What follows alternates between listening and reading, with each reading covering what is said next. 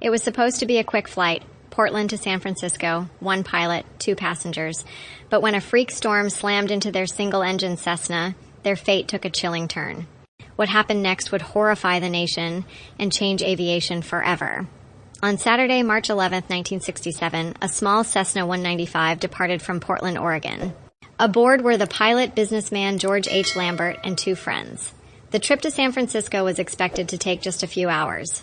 But as they passed over the rugged Siskiyou Mountains, a violent storm rolled in. Wind, snow, icy conditions.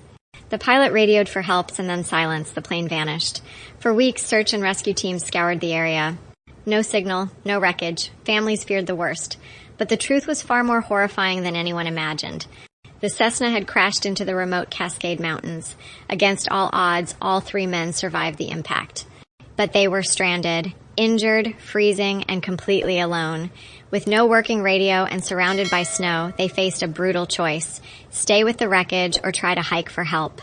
They chose to wait. As days turned into weeks, their supplies ran out. Temperatures plummeted below freezing. Wildlife prowled nearby. To survive, they rationed snowmelt and scraps of food, but frostbite set in. One of the passengers eventually succumbed to the cold. The survivors held on, barely, as hope faded. It wasn't until weeks later, when a passing military aircraft caught sight of metallic debris near a ridge, that the truth was uncovered. Rescue crews reached the crash site and were horrified at what they saw, a scene of unimaginable endurance. Only 1 man had survived. The story made national headlines.